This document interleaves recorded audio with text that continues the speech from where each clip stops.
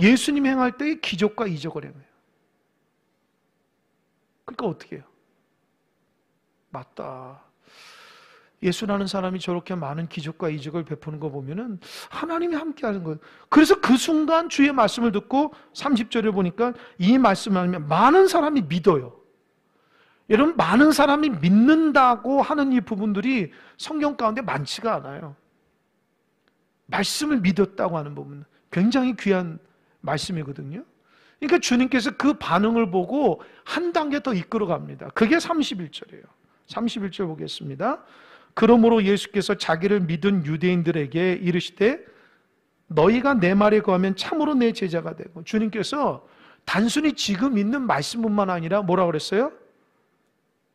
예수의 말을 잘 거하면 무엇이 된다고요? 예수님의 제자가 된다. 그럼 여기에서 제자의 정의가 있죠. 제자는 뭐예요?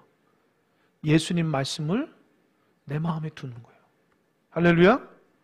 여러분이 예수님의 제자인가 아닌지는 여러분 마음속에 여러분의 말과 행동 가운데 예수님의 뜻대로 말하고 행동하는 거 보면 제자인 줄 알아요. 제자인지 아닌 줄 안다. 그러니까 내가 예수를 믿으면서 내가 예수님의 제자로서 살려고 몸부림치는 자들은 어떻게 해요? 내 삶 가운데 예수님 말씀이 있어야 돼요. 그래서 소위 제자 훈련하는 사람들이 그 커리큘럼은 보세요. 다 하나님 말씀이에요. 다 말씀으로 이렇게 훈련받는 거예요. 근데 생각해 보세요. 제자 훈련 다 받잖아요? 그럼 제자가 될까요? 그때뿐이야. 그러니까 문제가 나는 제자 훈련 다 받았기 때문에 제자라고 착각한다고. 하나님 말씀이 내 마음속에 자꾸 있어야 돼요. 하나님 말씀이. 그래서 모든 순간순간마다 주님의 그 말씀으로 내 삶을 다듬어가고 말할 때나 생각할 때 내 모든 행위 가운데 주의 말씀이 핵심적으로 드러날, 그게 제자예요. 그러니까 여러분 제자 되시길 원하십니까? 그러면 예수님 말씀 자꾸 마음속에 새기세요. 할렐루야. 여러분이 할 때마다 여러분의 손이 주님의 손이 돼야 되고, 여러분이 주님의 눈이 돼야 되고, 주님의 입이 돼야 돼요. 주님의 마음이 돼야 돼요. 그게 제자예요. 제자는 하루아침에 되는 게 아니에요. 성경적 지식이 많다거나 경험이 많다고 되는 게 아니라고. 주님께서 분명히 하잖아요. 내 말이 너희 안에 있어야 된다. 여러분, 제자의 특징 중에 하나가 뭔지, 가장 중요한 특징이 뭔지는 순종이야, 순종. 주님의 말씀 앞에 100% 순종하는 사람이에요. 순종할 수 있는 사람이 제자예요. 순종 못하는 사람은 제자가 아닙니다. 그러니까 이 TV에서도 보면은 이 스승과 제자들이 있을 때에 이 스승이 어마어마하게 아주 엄격하게 제자도 훈련시켜요. 그래서 막 몇 대를 이렇게 막 내려오잖아요. 그 제자는 어느 순간 스승의 그 가르침을 받고 자기가 어느 순간 이렇게 그 도에 딱 이렇게 이르잖아요. 그러면 또 다른 제자라는데 똑같이 스승에게 배우는데도 아주 강력하게 시킵니다. 왜요? 제자가 하루아침에 되는 게 아니에요. 아주 강하게 훈련받는 거예요. 신앙도 마찬가지예요. 평생 우리가 하나님 말씀 앞에 살아간다 하더라도 내 삶 가운데 주님의 말씀으로 나를 말씀으로 순종하고 있는 거예요. 이게 하루아침에 되는 게 아니에요. 끊임없이 말씀과 기도 가운데 있어요. 한순간이라도 주님의 말씀을 잃어버리면 내 안에서 본성들이 자꾸 일어난다고. 이런 것들을 주의 말씀으로 다스려야지 제자예요. 제자가 하루아침에 되는 게 아니에요. 교회 오래 다닌다고 제자입니까? 아니죠. 저처럼 목사라고 제자예요? 아닙니다. 분명히 얘기합니다.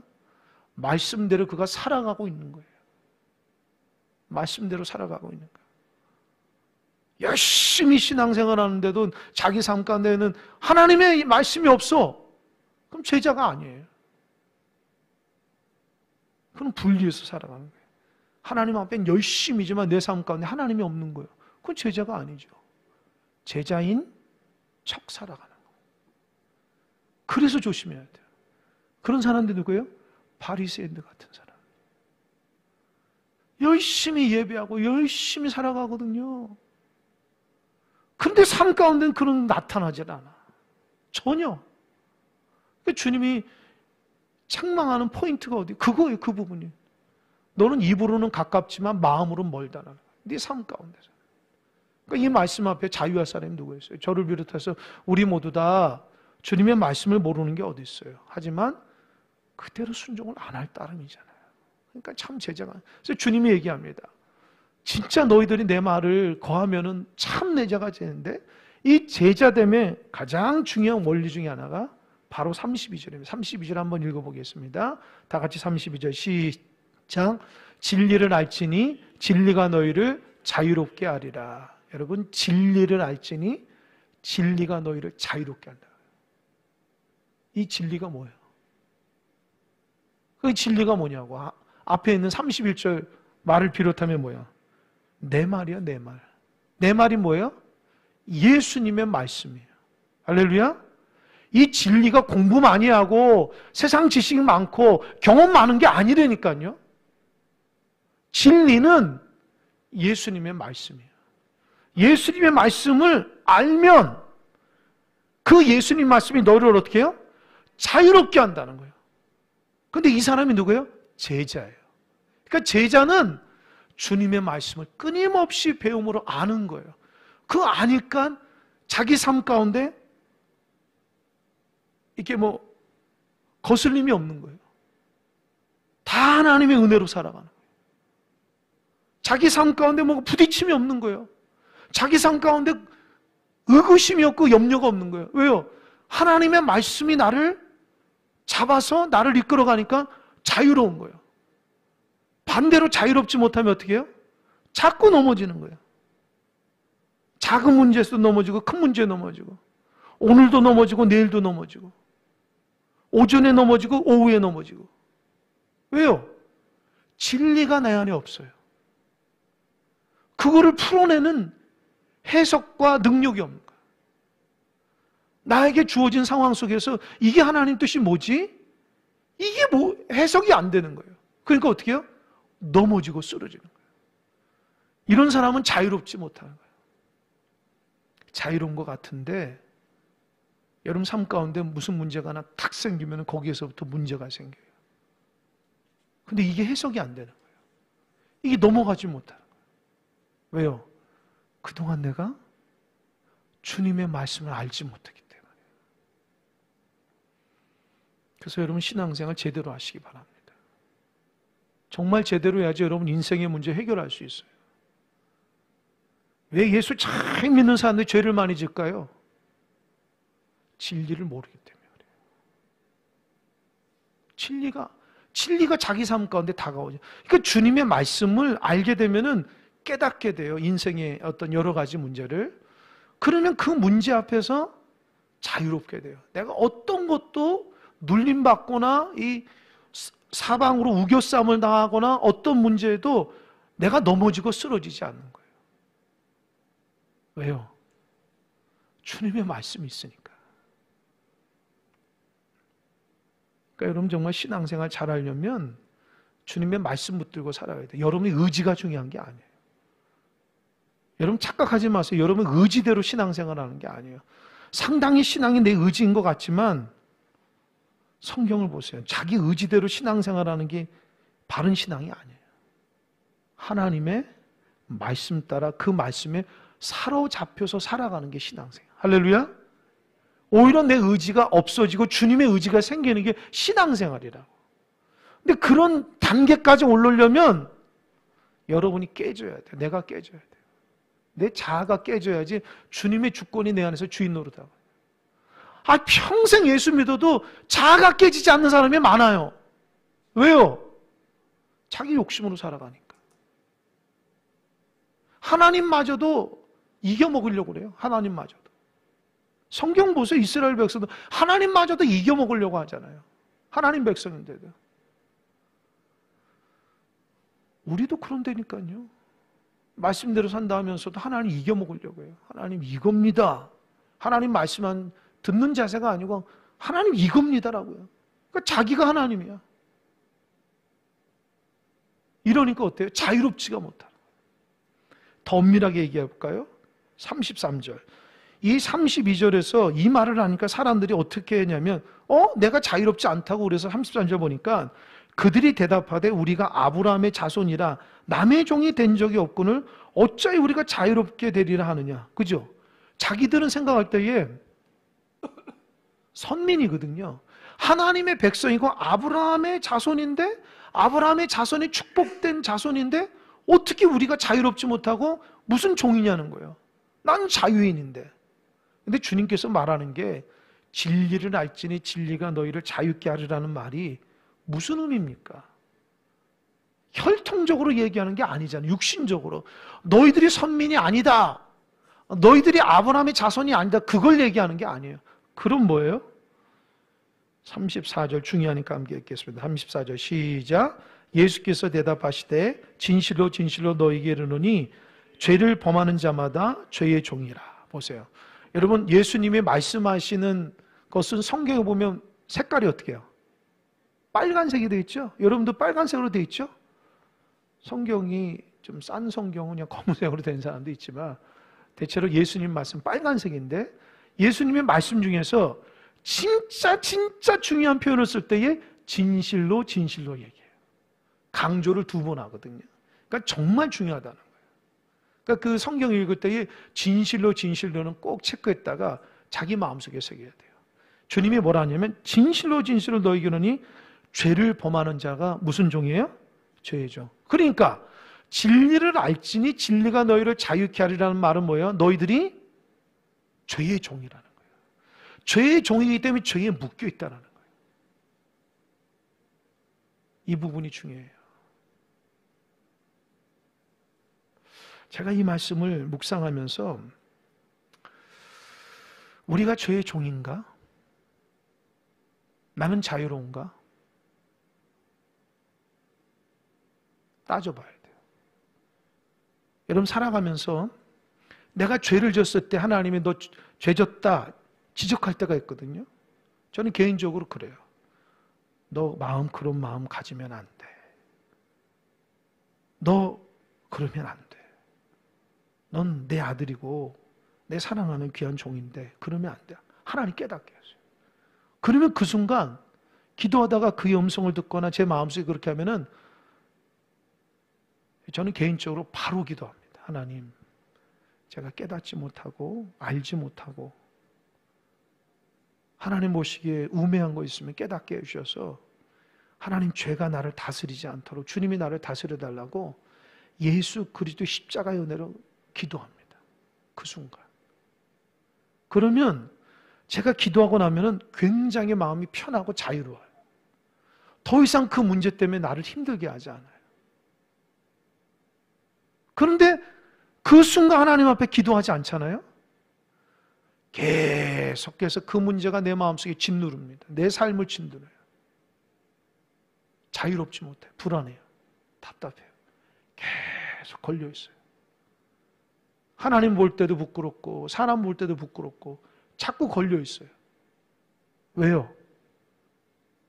예수님이 나를 다스려야 되는데 죄가 나를 지금 내 안에 있거든. 이게 신앙생활이에요. 영적으로 조금 민감한 사람들은요, 주님이 내 안에서 주인 노릇하고 있는지 죄가 내 안에서 내 욕심이 나를 다스리는지 금방 알아요. 하나님은 금방 알려주거든요. 그런데 영적으로 민감하지 못한 사람은요, 자기 의지가 하나님의 뜻인지 알고 착각해요. 잘 들으십시오. 자기 의지가 하나님의 뜻이 아니에요. 근데 자기 의지가 하나님의 뜻인 줄 착각한다고. 저도 많이 속았어요. 내 의지가 하나님 뜻이 아니라 하나님의 말씀이 하나님의 뜻이에요. 할렐루야. 그러니까 여러분들 잘 신앙생활 잘해요. 여러분 의지가 하나님의 뜻이 아니에요. 그러니까 여러분 의지를 앞세우면 안 돼. 그 의지가 나도 모르는 게 죄를 짓고 있다고. 하나님 말씀이 나를 주인 되게 해야 되는데. 이게 굉장히 영적인 말이에요. 그래서 변화되지 않는 사람들은 의지가 굉장히 강한 것 같은데 변화가 안 되거든. 왜요? 주님의 말씀이 주인이 아니야. 이런 사람들은 낙심하고 실망한다고. 왜요? 아니, 아무래도 안 되거든요. 저도 여러 번 그런 경험을 했어요. 알고 보니까 하나님의 말씀으로 내가 한 것이 아니라 내 의지대로 막 하려고 그랬어요. 그러니까 보세요. 죄가 내 안에 딱 들어오잖아요.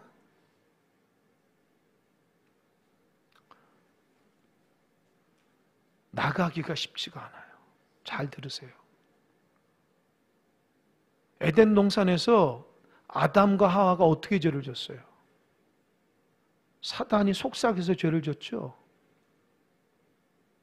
얼토당토하는, 야 진짜 그거 선악과 따고 먹으면 죽느냐? 안 죽어. 자꾸 그런 얘기하니까 어떻게 해요? 분명히 하나님 말씀은 정령 죽으리라 하는데 자꾸 사단이 꼬드기. 그러니까 어떻게 해요? 그 말에 넘어가서 보니까 진짜 보암짓도 하고 뭐 탐스럽기도 하고 먹음직스럽다고 그러죠. 그래서 따먹었잖아요. 여러분 사단이 여러분 마음속에 그냥 어떻게 막 무섭게 싹 들어온지 아세요? 사단은 그렇게 단순하게 역사하지 않아요. 사단은 잘 들으세요. 우리의 탐심을 타고 들어오는 거예요. 내가 욕심이 지나치면 거기에서 사단이 딱 탑니다. 내 욕심으로. 그래서 내 마음속에 쏙 들어가잖아요. 그 뒤부터 사단이 주인 노릇해. 하나님이 없어요. 그런데 착각한 게 그게 모두 다 하나님의 뜻이고 착각해. 사실은 사단이 그 밑에서 막 조종하고 있거든요. 야, 너 그렇게 이렇게 너 그것이 너한테 유익한 거야. 야, 이것이 너한테 합리적인 거야. 하나님이 옳은 게 중요한 게 아니야. 그때부터는 사단은 자꾸 너 중심으로 살려고 그래. 그러니까 죄가 한번 딱 들어오잖아요. 나가기가 쉽지가 않아요. 그래서 여러분 죄의 문제는 어떻게 해야 돼요? 예수님의 이름으로 물리쳐야 돼요. 할렐루야? 할렐루야? 아멘 한번 했어요. 할렐루야? 진짜 중요한 거예요. 혹시 여러분 중에 그런 분이 있어요? 죄가 눌렸는데 이게 회복이 안 돼. 자꾸 죄의 종 가운데는 죄의 종 가운데. 또 한 가지. 여러분 예수님의 제자들이 다 성령 충만하지 않았잖아요. 예수님의 3년 6개월 동안 옆에 있었는데 그 중에 누구요? 가룟 유다가 사단이 싹 들어가잖아요. 그죠? 주님은 안다고요. 근데 가룟 유다는 알까 모를까요? 몰라요.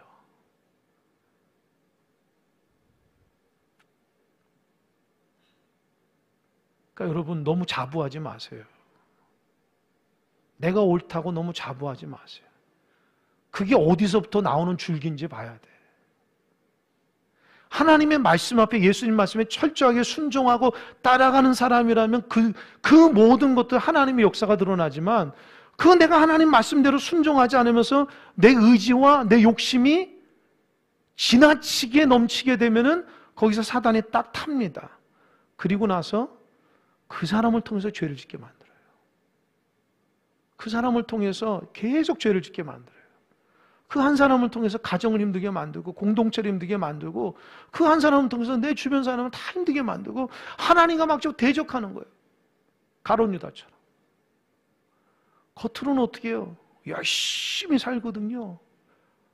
막 예수님의 회개 담당이니까 어떻게 잘 이렇게 막 간수하고 막 예수님께 떡도 대접하고 막 제자들에게 식사도 대접하고 잘하거든요.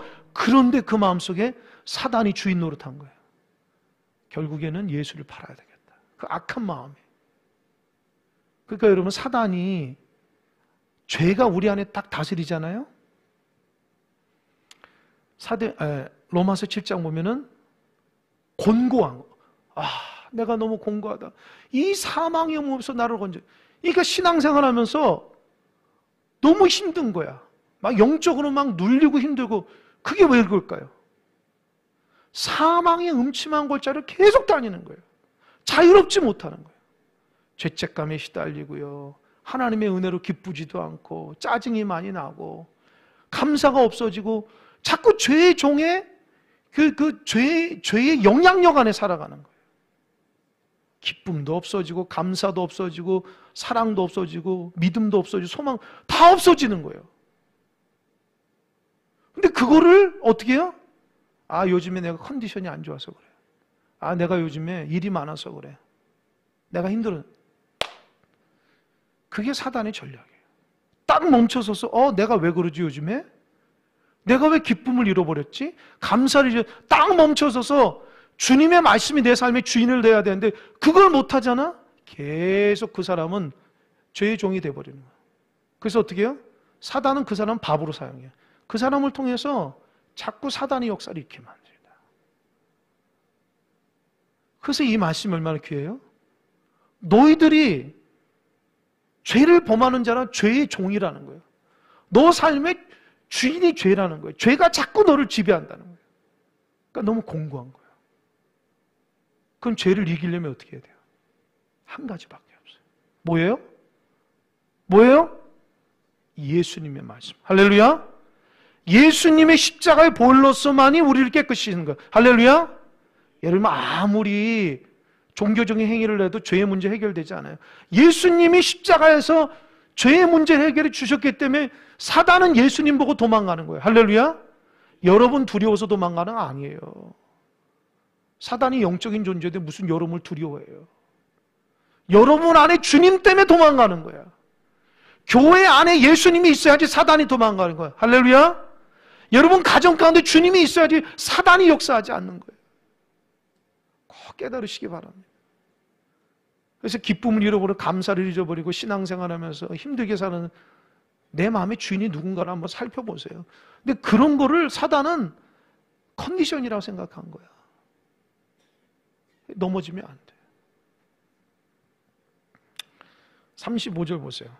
종은 영원히 집에 거하지 못하되 아들은 영원히 거한다. 그러니까 예수님만이 죄의 문제를 해결할 수 있는 거예요. 그래서 36절 나같이 시작.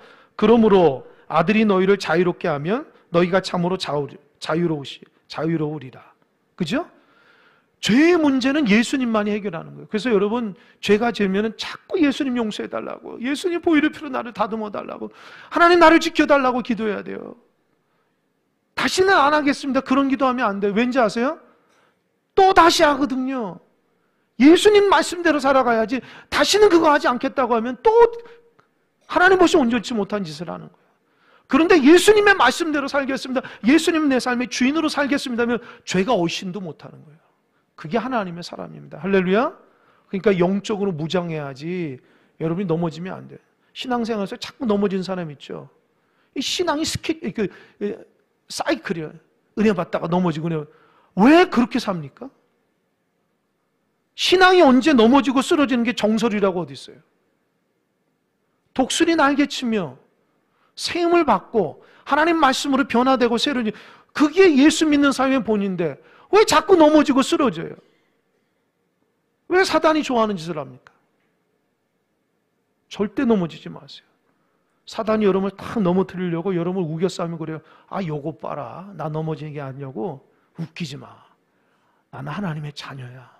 낯설은 예수님의 안에 물러갈지어다 하면서 사단을 물리쳐서 여러분의 기쁨과 평안을 빼앗기지 않길 바랍니다. 할렐루야. 절대 넘어지지 마세요. 보면 알아. 누가 넘어지냐 안 넘어졌는지. 그 안에 기쁨을 잃어버리면 지금 죄에 눌려서 살아가는 거예요. 지치고 힘들고 어려운 사람들은 지금 하나님 주신 은혜로 빛을 못 보는 거야. 지금 빛을. 종교적 행위로 되는 게 아니에요. 하나님 말씀이 내 안에 있어야 돼요. 그러면서 37절 나도 너희가 아브라함의 자손인 줄 아노라. 그러나 내 말이 너희 안에 있을 곳이 없으므로 나를 죽이려는 나를 죽인다. 나가 누구예요? 예수가. 보세요. 예수님의 말씀이 그 안에 없으니까 누구를 죽여요? 예수님을 죽이려 하는 거예요. 여러분 사단의 첫 번째 목적이 뭐예요? 예수님 죽이는 거예요.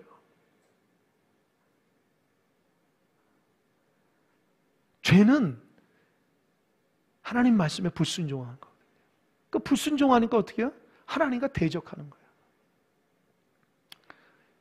그러니까 내가 순종하는 사람이면은 내가 믿음의 삶을 살아가는 거다 생각하고, 내가 순종하지 않잖아. 내가 하나님 말씀 앞에 자꾸 대적하잖아. 내가 영적으로 좀 문제가 있구나. 빨리 체크해야 돼. 예수님 뭐라 합니다. 38절 나는 내 아버지에게서 본 것을 말하고 너희는 너희 아비에게서 들은 것을 행한다. 여러분 예수님은 하나님 아버지로부터 본 것 얘기하지만 너희들은 예수의 말씀을 듣지 않은 사람은 너희 아비가 누구예요? 뒤에서 나오지만 사단이야, 마귀라고. 너희들은 마귀의 지배를 받는 거예요. 죄의 지배를 받는다는 거예요. 그러니까 예수를 죽이려 하는 거예요. 그러면서 39절에서 주님이 얘기합니다. 이르시되 대답하되 우리 아버지는 아브라함이란 예수께서 이르시되 너희가 아브라함의 자손이면 뭐라고요? 아브라함의 행한 일을 해라는 거예요. 아니 나는 아브라함의 자손이라 말을 하면서 내 삶 가운데 아브라함 일이 안 일어나. 여러분 창세기 지난 그 찬양 예배 때 그 영원신 예배 때 얘기했죠. 창세기 12장이 축복장인데 뭐라 그랬어요? 아브라함은요 75세 때에 하나님 너희 고향 아비 친척집을 떠나서 내가 내게 지시할 땅을 가라. 이 가나안 땅인데 어딘지도 몰라요. 그래도 어떻게 해요? 순종하고 갔다는 거 아닙니까? 아브라함은요 하나님 말씀 앞에 굉장히 민감하게 순종하는 사람이었어요. 아브라함은 하나님 말씀을 굉장히 소중히 여기고 믿음대로 실천해. 너희들 하나님 말씀을 들으려고 하지 않는데 이게 아브라함 사람이냐? 창세기 18장에 보면요 아브라함이 하나님 앞에 축복받는데 먼저 하나님이 보내신 사람들을 아주 지극정성으로 대접해요. 아브라함은요 모든 사람 환대했다. 똑같아요. 너희들이 아브라함의 자손이라면 모든 사람이 환대해야 되는데 왜 예수를 죽이려 하느냐? 너희들은 아브라함의 자손이라 얘기하면서도 아브라함의 모습이 없다는 거예요. 우리도 마찬가지예요. 예수의 제자라고 하면서도 예수의 모습이 없으면 안 돼요. 자기만 제자예요. 하나님은 남들 볼 땐 제자가 아니라고. 왜 모습이 안 나타나는데?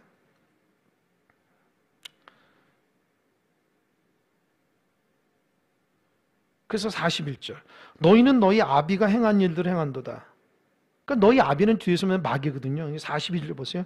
대답하되 우리가 음란한 데서 나지 아니했고 아버지는 한 분이시니 곧 하나님이시다. 그러니까 들어보니까 처음에는 예수님이 말한 아비가 하나님인 줄 알았더니만 자기들한테는 강팍한 자기들한테 뭐라고 그랬어요? 아비가 다르게 얘기하거든요. 그럼 아비가 다르니까 어떻게 해요? 사생아라고 얘기해요. 그래서 뭐래요? 우리가 음란한 데서 나지 않고 사생아 같이 우리를 취급하는 거냐 이렇게 얘기해요. 주는 그런 얘기 아니잖아요. 뭐라고 그랬어요? 마귀의 자식이라는 거예요.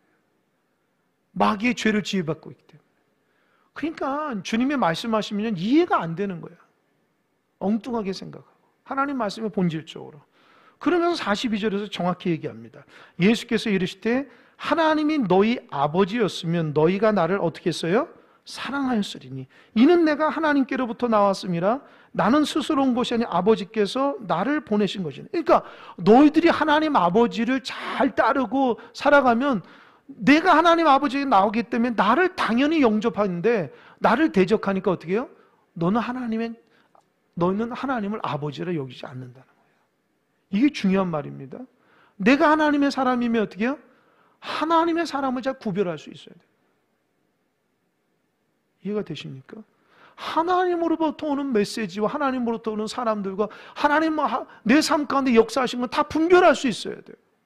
근데 그걸 모른다? 하나님의 사람이 아니에요. 아주 중요한 거예요. 아브라함의 자손이면은 아브라함의 행위가 있어야 돼. 그게 없어. 말로만 아브라함이 선민이야. 그러니까 여러분 선민이라는 말이 좋은 뜻이 아니에요. 사실은요. 그렇게 살아가야지 선민이 중요한 거지. 혈통적으로 뭐가 중요해요. 그러면서 주님께서 44절 얘기합니다. 44절 중요하니까 한번 읽어보겠습니다. 44절 시작. 너희는 너희 아비 마귀에서 났으니 너희 아비의 욕심대로 너희도 행하고자 하느니라. 그는 처음부터 살인한 자요 진리가 그 속에 없으므로 진리에 서지 못하고 거짓을 말할 때마다 제 것으로 말하나니 이는 그가 거짓말쟁이요 거짓의 아비가 되었습니다. 여러분 하나님은 아버지가 아니고 뭐라고? 마귀가 너희들 아비인데 마귀의 특징이 뭐예요? 욕심. 잘 들으세요. 욕심. 두 번째 살인. 세 번째 진리가 없어요. 그건 뭐예요? 거짓. 그러니까 여러분 스스로 생각해 보세요. 스스로 나는 자꾸 습관적으로 거짓말을 한다. 문제가 있는 거예요. 정직하지 못하고 자꾸 내 합리화를 막 드러내고 내 위지대로 막 살아간다? 나도 모르는 사람이 거짓말을 해서 나를 보호하려고 한다? 죄송하지만 하나님의 사람이 아니에요. 그 은연중에라도 내가 정직함을 잃어버리면 안 돼. 할렐루야? 할렐루야? 예수 믿는 게 뭐예요? 정직한데 정직함을 다 잃어버리면 무슨 예수를 믿어? 거짓말하고 내 욕심대로 살고 내 위지대로 살아가면은 그게 무슨 예수의 사람이야? 깨달아야 돼요, 여러분. 여러분이 신앙생활 못하고 잘하고 중요한 게 아니에요. 주님의 구원의 도를 잘 지키며 살아가냐는 거예요. 예수를 믿으면서 나도 모르는 거짓된 삶을 살고 거짓을 추구하고 내 자신을 위해서 거짓말도 서슴지 않는다면 하나님이 얼마나 아파하겠어요. 자꾸 거짓이 내 안에 있으니까 죄를 짓는 거예요.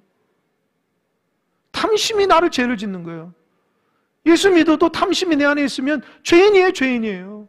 하나님 말씀 앞에 순종할 줄 모르고 내 의지를 꺾을 줄 모르고 그분 앞에 경배할 줄 모르면 그분의 말씀대로 살아가지 못한다면 어쩔 수 없이 죄인인 거예요. 근데 요즘 교회에서 이런 얘기 할까요? 안 한다고. 왜요? 그냥 잘한다 잘한다 하니까 착각해요, 착각해요. 근데 여러분 하나님 앞에 정말 정직해야 돼요. 그냥 사람들이 여러분에게 잘한다 잘한다 하니까 진짜 잘한다고 생각하지 마세요. 내가 하나님 앞에 정직해야 돼요. 내가 정말 정직해야 돼요. 보여주는 행위라는 게 중요한 게 아니에요.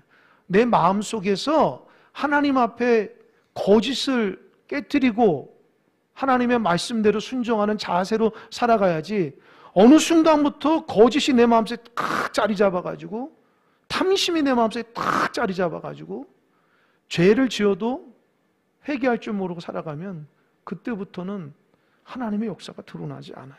그냥 하나님이 그냥 내버려 둔다. 그래서 로마서에서 제일 무서운 벌이 뭐래요? 그냥 내버려 두는 거예요. 죄짓게. 그게 정말 무서운 벌이에요. 그래서 45절에서 얘기합니다. 내가 진리를 말함으로 너희가 나를 믿지 않는다. 진리는 예수님. 진리를 잘 듣고 그대로 실천해야 돼요.